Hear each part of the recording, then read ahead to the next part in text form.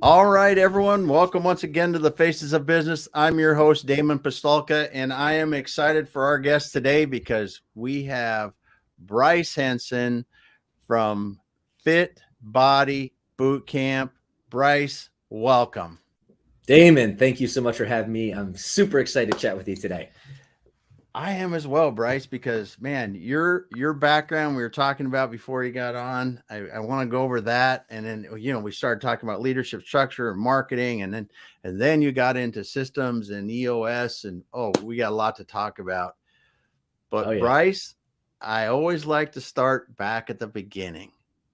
So let's see how you got to tell us how you got to do what you're doing today. It's kind of the story that brought you here.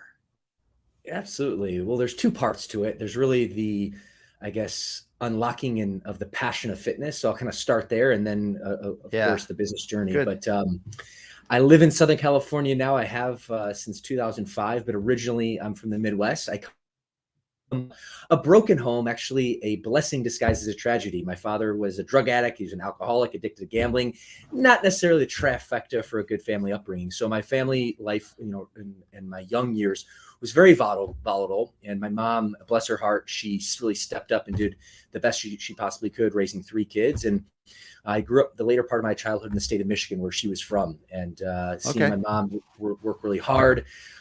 For first world standards, we come from humble beginnings. We used to run out of money before we run out of a month. And for as much as I love the Midwest, great place, salt of the earth people, not the fitness capital of the world. And especially when you have, financial constraints, fast food, processed Yeah. food was a staple in my diet, for a long time. So I always like to share that because now I'm a fitness guy, but I certainly wasn't, like that from the very beginning.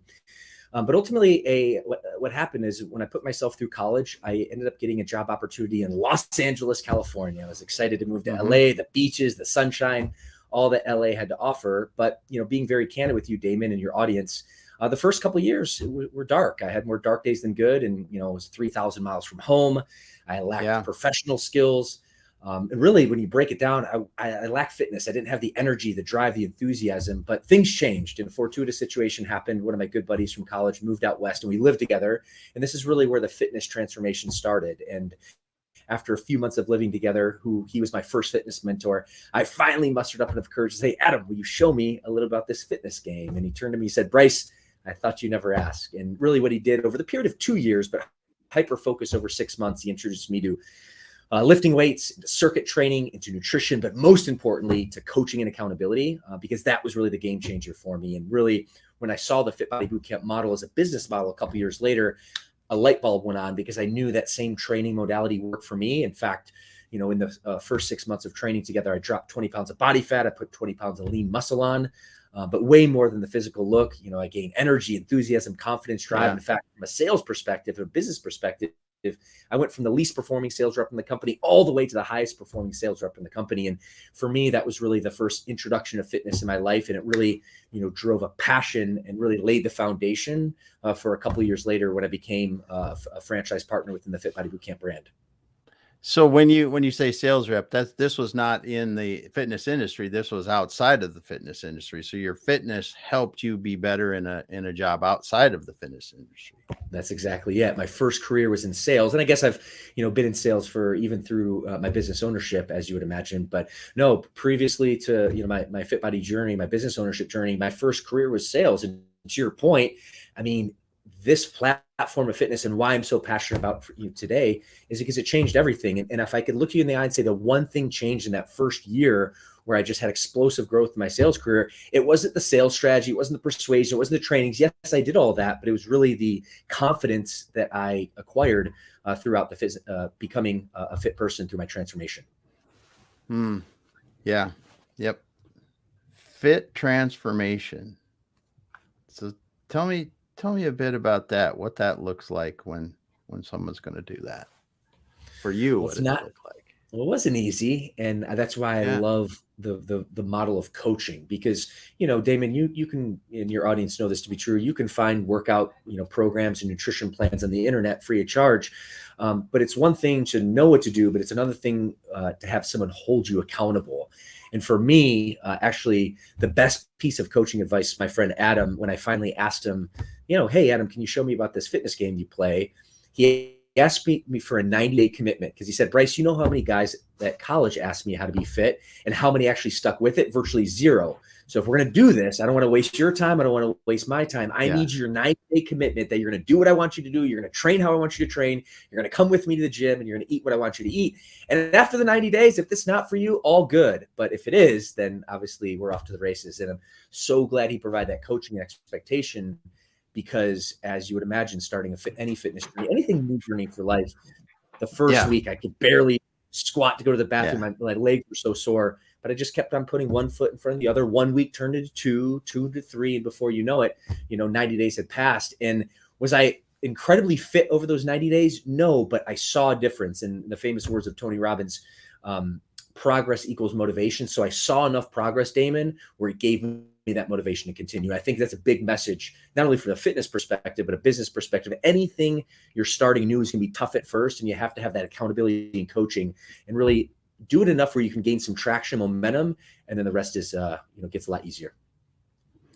Yeah. I was reading this morning. It was mentioning watching a child learn how to walk, and is relating it to the fact of doing anything. Don't expect to go out and do it right the first time. You're going to fall down. It's going to take some work. It's going to take some figuring out. But as you do it, it really, anything worth it is going to take some failure, some challenges to get there, which is great. So what did you really learn about this as you're going through this, and then subsequently, personally with your fitness journey? What have you learned by dedicating yourself to a journey like this and doing what you're doing? Oh, good question, my friend. You've done this before. I think for me, one of the biggest lessons I gleaned is that life is hard, and it's going to be hard no matter what. So you can choose to put hard at first. And when you do that, things become easy. But if you choose easy at first, things become hard. And for me, going through that journey, I mean, like I said, we used to run out of money before we used to run out of month. Taco Bell, fast food is a staple of my diet. I say this, in quotes. I was allergic to lifting weights, throughout my, adolescent years. So I wasn't this, factory installed athlete by any stretch of the imagination. Yeah. And I was resistant to it at first, but I was interested in the outcome and the result. And I think by putting myself in a very, and yes, I had of like, this isn't for me, I wanted to quit, but just keep it, as long as I kept on going, which I did, it really opened up this mental clarity, this energy, this confidence, enthusiasm. And what I learned is you got to choose hard at first, because if you don't, your life is going to become exponentially hard. Choose hard at first. I like that. Actually, I was reading something today. It was talking about something similar. It's strange, but it was putting yourself in those uncomfortable situations on purpose to drive you forward faster. Because life is hard. And that's one of the things I think that we often forget when we are in times when life is good and it changes to not so good. That's just normal. That's going to happen. And the better off we can be prepared for both of those situations, the better off we're going to be able to live and challenge and work through those things or go through those things. But we got some people listening now. We got Rosalind on here. Thanks for being here today, Rosalind. JJ, what a great point. The difference between average and elite. He's right. Ooh. He's right. Or she is right. Yes. She is right. Yeah, JJ. What a great point. Yeah, there we go. And Rosalind dropping some more. And none of us will make it out alive. That's right. Well, that actually brings up my belief in Stoic philosophy. And let's do it. To that point, you said it, tongue in cheek, JJ, with that little wink, but it's true. And if you haven't, Damon, are you familiar with Stoic philosophy by any chance? Yes, I am. So this is a bedrock for me. This is one of my guiding principles and North Stars. And there's a few different ways I break down, Stoicism. But, first and foremost, it's about bringing your death close to you. And I know it sounds morbid, but JJ said this in jest. But when you do that, then the big decisions, the really important things in life become super clear. And all the trivial things that as human nature, we all, get spun up on just seem to disappear. So kind of having that mentality of like, hey, it actually path that you're destined to be on. That's at least been in my experience. Yeah. Good stuff. Well, as you're working today now, let's talk about your journey at Fit Body Boot Camp. You're the CEO of Fit Body Boot Camp now, but how did this start? Because you didn't just walk in and were the CEO. Tell us about your experience there, how it started. So first of all, you're in sales, and then what got you into Fit Body Boot Camp to start with? Well, great question. Thank you for asking. When I went through that journey that I just, shared with you, my sales career was cranking. So I always had this dream and ambition to, be an entrepreneur and, start a company and have a big impact. But at that period of time, like things were going really well. Actually, fitness provided the foundation and my sales career was cranking. I was in the mid-20s, making well over six figures. But I remember some guy walked up to me at the gym about 2 years in the fitness journey, and he introduced himself and he wanted to learn a little bit more about me and, how I ate and how I worked out. He said he'd been watching me for a while, and this light bulb clicked, like, oh, wow, maybe I can give this, gift of fitness back to others. But even at that point, while I was ambitious to become a certified personal trainer, so I enrolled through National Academy of Sports Medicine, which is the gold standard. I actually didn't think that I would make this a full-time profession. I thought maybe I'd train some clients in the nights and weekends. So once I went through my certification, I ended up updating my Facebook profile to personal trainer, and I started receiving ads from this gentleman named Bedros Keuilian. And Bedros Keuilian is a dear friend of mine, a business mentor, business partner now, and he's the founder of Fit Body Boot Camp. And he's a very well-known fitness consultant in our space. In his, content in his courses, we're talking about how to launch a fitness business, how to grow a fitness business. So I followed along for a while, and then I just had this ambition, this calling. You know what? I was meant for something more. I wanted to impact my community, create income while I make impact. And for me, that was, kind of a match made in heaven. So I did all the diligence I possibly could. I put in the application to become a franchise partner to own a Fit Body Boot Camp location and launch one. And in the summer of 2012, I did the scariest, but ultimately the most rewarding thing I possibly could do. And I invested my life savings in this little dream of business ownership underneath the umbrella of Fit Body Boot Camp. And that's really what got my journey started, becoming an entrepreneur and a business owner.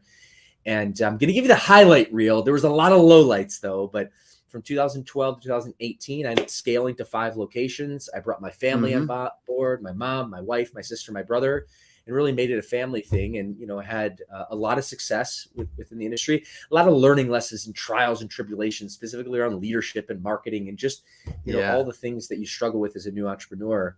But ultimately, I made a good impression on the founder. And at the time, the brand was just going in 2012. So I just was kind of one of those places or situations, the right place, the right time. Of course, I developed strong relationships. I put a lot of work in as well. And our brand was really starting to hockey stick in 2018 in terms of growth. And our founder, Bedros, reached out to me and he offered me the vice president position, which it gives me a hard time. I didn't reluctantly or decline it, but ultimately I was a hard charging entrepreneur. I had my sights on 10 locations and whatnot. But after a period of time, I took a step back and I thought to myself, you know what? I can probably have the most impact, serving on the franchisor level. So I made the leap of faith, ended up becoming the vice president. And then despite the COVID and the craziness that we've all had to deal with over the last few years, fortunate to say in 2021, as Bedros's business empire has expanded in other facets, there's an opportunity, and he needed someone to steer the ship and awarded me the CEO position. And I took that baby and I ran. So that's how this guy from the Midwest ran out of money before he ran out of money. Taco Bell is a staple of his diet, allergic to lifting weights, somehow became a personal trainer, gym owner, and then now the CEO of International Fitness Franchise, which is still wild to me to this day. But my message on that point is, my friends, if you're listening to this or you're watching this, you are way more capable than you think. There we go. That was awesome. It was one of the reasons why I was excited to have you on, because listening to your enthusiasm and your message is pretty inspiring. So thanks for sharing that. So along the way, you went from entrepreneur then into the Fit Body Boot Camp franchise as at the corporate and doing those things. What are some of the things that you really enjoyed about being able to do that? Well, it's so interesting because, for my first 6 or 7 years within the FitBody, system, I was boots on the ground. I was training clients. I was Mm-hmm. connecting, with our membership and, coaching fitness and fat loss and human movement and really having a strong amount of personal connection, which I still do. And it's what I absolutely love. But my role had changed. Now I'm leading a business team and, we're supporting our franchise partners, but I'm more in the Yeah. corporate setting. So the day to day has definitely shifted, but I think the passion for helping people, I'm a people guy. So I love connecting with my team. I love leading myself and team. I love seeing people win. That all has remained the same, but I've also had to take a crash course, because I was playing at a smaller level. Now I'm playing at a very big international level, Mm-hmm. especially as the franchising system is regulated by the Federal Trade Commission and, it has to Yeah. get audited every year. So there's just been a huge learning curve on higher level business concepts like, information and systems and management and scaling. So it's been a definitely very rewarding journey, but also a very challenging, journey as well. But I think that for me, what keeps me grounded and keeps me just fired up is just the impact. And, I'm able to, go out and speak at workshops and connect with our franchise partners, connect with my team, and just to feel people's energy and to see the lives that we can change in this industry is just phenomenal. And for me, it lights my fire. Very cool. Very cool. So I'm trying to write some notes here because you got a lot of good stuff. And I know before we talked, we had a couple points that I wanted to cover specifically because of this. But now you're at this corporate level. What are some of the things that you didn't realize that now you've begun to understand or understand clearly now are keys to scaling? Ooh. For me, the biggest thing, and this is, I think, the essence of leadership, is you need to surround yourself with very smart people that have zones of genius in their area, in their expertise, that are even better than yours, or for me in my case. So I look at my director of operations, Brittany, who's just, detail oriented, and she understands operations. She understands business systems. My brother Barrett, which is a awesome thing. I get to work with him. He's our executive director of coaching and profitability. So he's the fitness guy. He was a 2-sport athlete, growing up. He knows the human movement, the kinetic chain. So really, learning and gleaning from him. Our director of marketing, Joel Kokas, who's out in Canada, understands direct response and marketing and crafting messages and writing copy. So for me, one of the biggest lessons I've learned is I don't need to know everything. What I need to know is to where to find the resources, find the people, set the vision, communicate with passion, with clarity.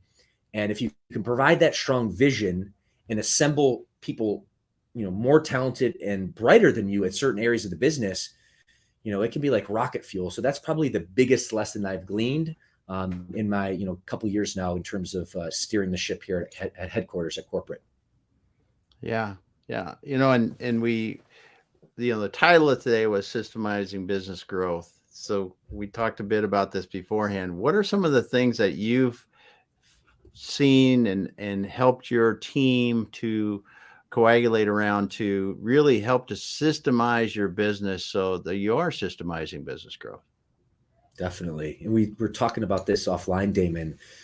Inherently, I wouldn't say I'm an overly systematic guy, but I see the value exponentially. And especially if you're going to scale an organization, especially at a franchisor level, it just needs to be in the fabric of your organization. And a tool that we've used is what's called an operating system called EOS, or Entrepreneur Operating System. And it was created by a gentleman named Gino Wickman. And we were talking offline. You cited the book Traction on your desk. I'm rereading it for, I think, the 5th or 6th time. But that business system, and there's 6 different components of the system, from the vision to the data, people, issues, process, and traction components of the business. Those 6 aspects, of the operating system are so critical. And that's just the foundation level of our operating system. And there's more to that. But for us, that's been a great way to implement a system that works. And for me, the value of a franchise system is there's no need to reinvent the wheel. It's about modeling success and executing that success. And that's really what EOS has done from an operating system here at FitBody. I would think, and as you said that when we were offline earlier, I really began to think about how that gives your franchisees at their locations a better way to run their business right from the beginning, because you're using a operating system to run the corporate level that feeds down into an operating system for them to run their locations. So how long have you guys been using this operating system? And first of all, I'll start with that question. Great question. And the short answer is since 2019, but the long answer is I read the book Traction, I want to say in 2016 or 17. And it was this lightning, this God shot that came to me reading the book. And I knew that I had strong visionary qualities. I wasn't a strong integrator, at least I thought at the time. But when Gino kind of described the different functions of the business, I was like, oh my goodness, this is what I'm missing. But at the time, I wasn't on the corporate side. So I saw the value, but, very candidly, Damon, I put the book back on the shelf. But in 2019, when I realized that I had a bigger ship to help support, I dug that book back up, reread it again, and it was inspired. And there was an opportunity actually to hire an EOS consultant, an implementer, if you will. And I ended up, researching and interviewing a few implementers, and a gentleman named Brian Underhill, who's a dear friend now, came in 2019, gave the overview. So not only have we implemented EOS, but we've actually brought him along to help, guide and implement for us. And to your point, this wasn't factory installed in our business at the foundation. So it's been this learning curve, if you will. We've taken a step ladder approach. We first integrated it from a leadership team perspective. Then once we had a couple quarters under our belt, then we started pushing it down for the whole team at headquarters. And then we started pushing it down, to our owners and to their coaches. So it's been the step ladder integrative approach. But now I want to say 4 years later at the time of this taping, we actually still have a long way to go, but I would say across the board, the organization is rowing in the same lane. We're aligned. And it's, because a huge part of this is because of our adoption of this system. Yeah. So what are some of the things that you look at before and after that you can attribute to using an operating system in your business? Ooh, I would say structure, but more importantly, the prioritization, if I can say that correctly. And, being a visionary, I have a lot of creative ideas, and a lot of the ideas kind of come and flow. And that's great, for you as the leader and entrepreneur, but your team, especially as your team grows, your team's going to have a hard time basically keeping along for the ride if there's not a systematized approach to this. So what EOS does that's worked really well for us is it keeps the main thing. And the famous adage, how do you eat an elephant? And the answer is one bite at a time. And the analogy of EOS is, how do you execute a whole year of planning and strategic growth a quarter at a time? So every 90 days, we reconvene with our EOS implementer and we get crystal clear. What are the 3 to 5 priorities from a leadership perspective, first and foremost, but then all the way through each department. And then let's get super focused on what those priorities, or rocks as EOS calls them. And we get hyper focused on this. And there might be other ideas that come about in those 90 days, but they're shelved for the next quarterly system.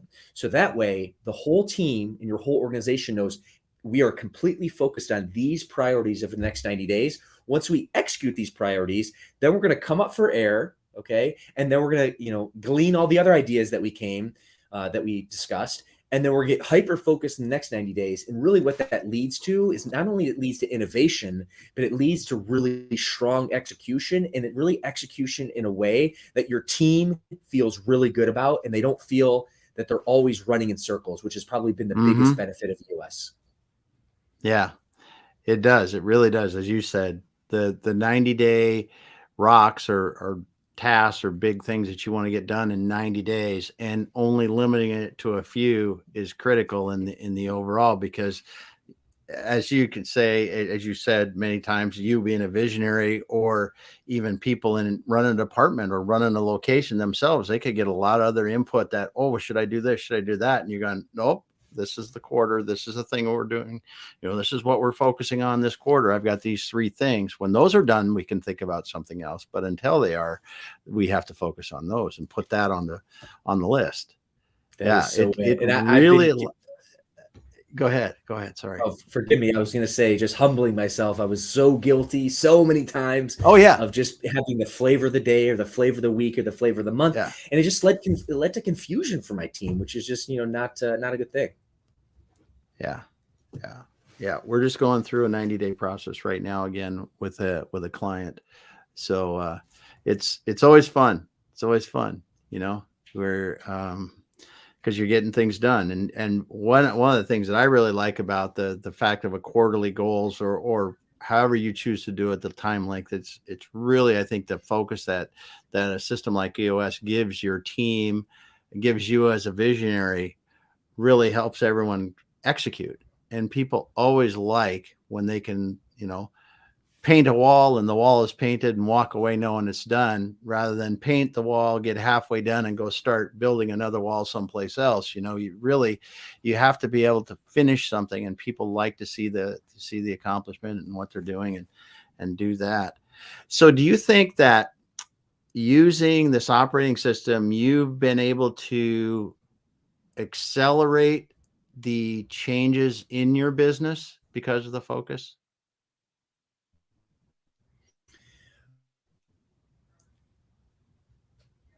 Not only accelerate, and are you still with me? I think my internet lagged a little bit, but Yeah, it lagged a are little you still bit, with but me? we're back. We're back. Yeah, we're here. We're here. Yeah. Not only has it accelerated, but I think probably for the first 2 quarters, I would even say it slowed us down, just to really clear the vision. So one of those, analogies where we took a step back to take two Yep. steps forward, but because how high paced and how fast paced we were, in that analogy of the painting the wall, I mean, that was literally my organization for the longest of time, humbling myself, but taking a step back and actually figuring out, okay, what walls do we want to paint? And then getting Yeah. crystal clear. So it actually took us, slowed us down for a little bit of time. But now looking at the rear view mirror, 4 years, delayed, it's actually completely accelerated our growth. And also too, the execution that we're putting out there, the deliverables and the new initiatives for, our franchise partners and our coaches are just so much more put together. They're so much more streamlined that they can take the systems that we create at a franchisor perspective and then implement them with ease. So it's done Oh, yeah. a variety of things for us. Yeah. Yeah. Huh. Yeah, this is cool. This is cool. So what have you learned from doing this that you had no idea would happen?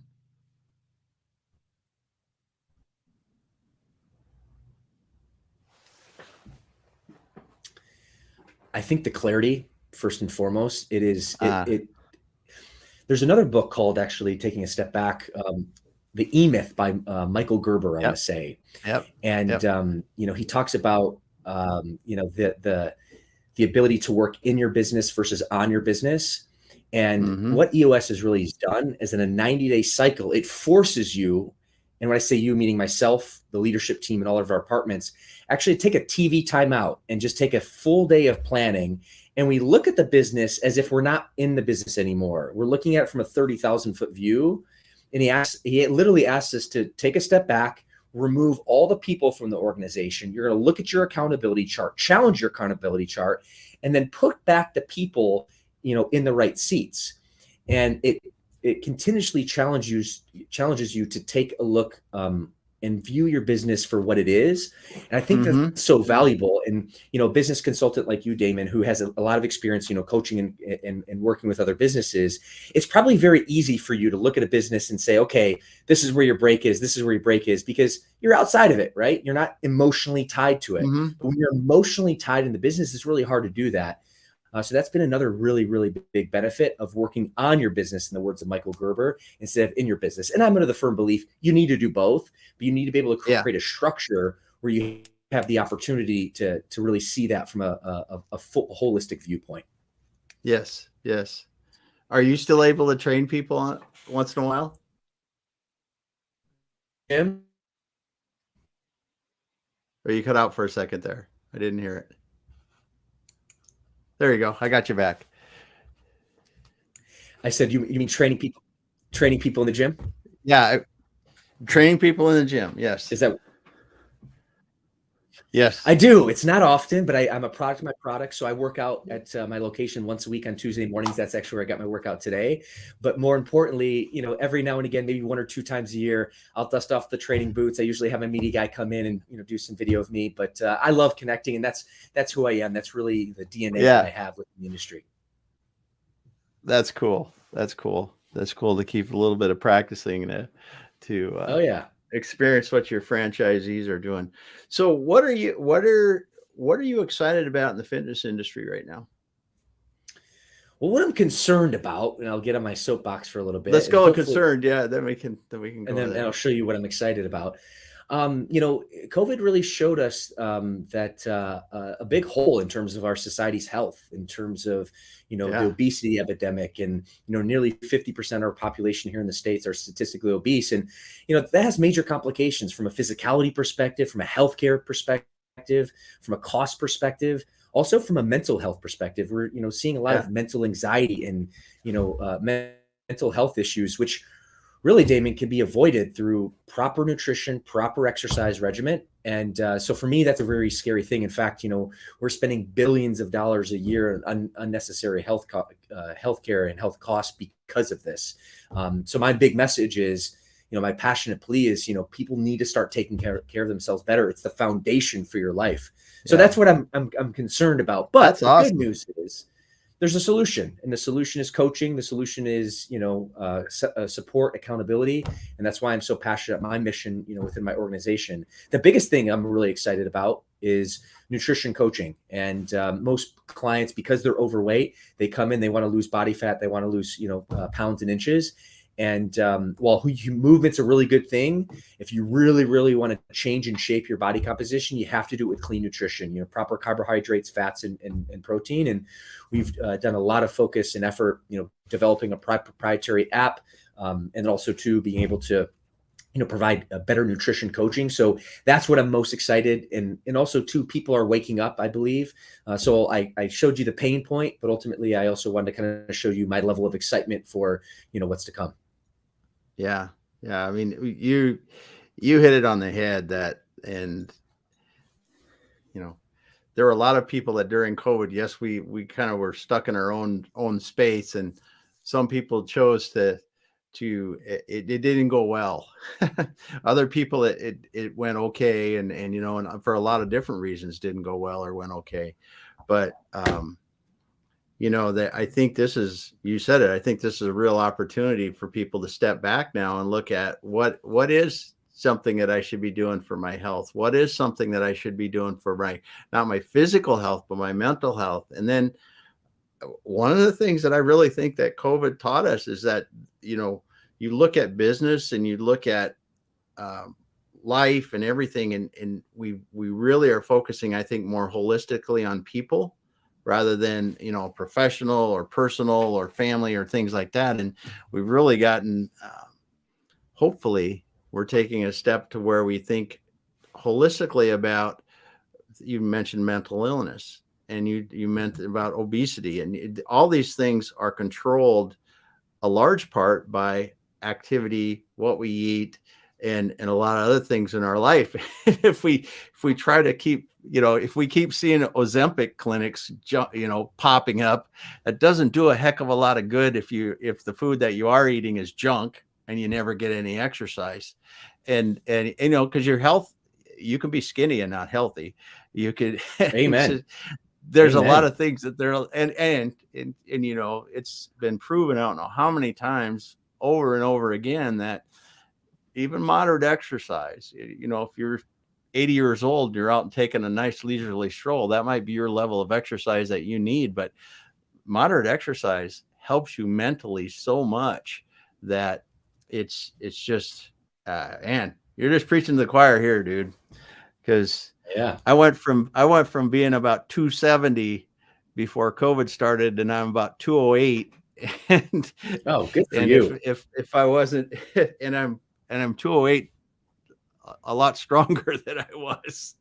And how do you feel? How do you think? I'm sure it's just a game changer. You can't even begin to think. You can't even begin to compare it. You can't even begin to compare it. You can't even begin to compare it. And the nutritional part behind it is really, I mean, I was a guy that I got kids, right? Wife and kids, and we're doing things. And if the kids didn't eat what they were going to eat, I was like, cool, man, I got another part of a burger to eat, or whatever. And that kind of thing. And, to me, too much of the wrong food, too much of the wrong food.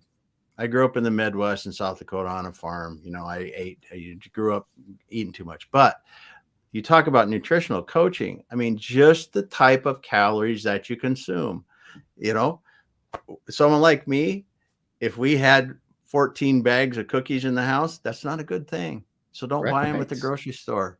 Buy apples and grapes and strawberries and whatever else, something that's cleaner, better, and less processed. And this kind of stuff, the mental clarity that you'll get from taking those things out and then adding, I believe, and I have no backing on this other than myself, is exercise. And I'm not young, but if I ride a recumbent bike about 10 miles a day. I walk 2 or 3 miles a day. And then I do weight training for 30 or 40 minutes every day.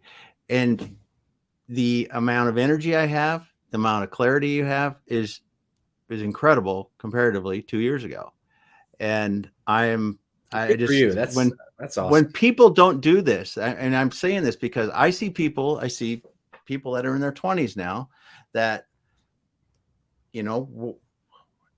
it catches up to you. That's all I'm saying. Oh yeah. Oh yeah.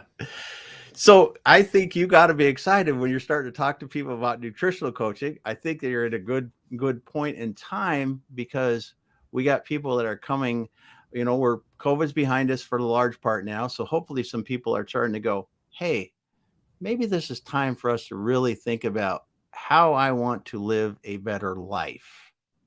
Mm-hmm. And it starts with me. And I think totally, because your background in talking about training and nutrition, that's an investment in ourselves, an investment in our life and being happy. And I think that's one of the things that excites me about being able to talk to you today and seeing your enthusiasm in this, because you're helping people. And that's the coolest thing about it, I think. Well, I appreciate that. And just, hearing your story just lights me up because, the clarity you have, the confidence, the energy, it's a game changer. And I mean, to that point, while I started with the bad news, I really hope, and I'm really feeling this is a wake-up call for people that the government's not going to save you, that your neighbor's not going to save you. You have to make the decision for yourself, and it's not going to be easy.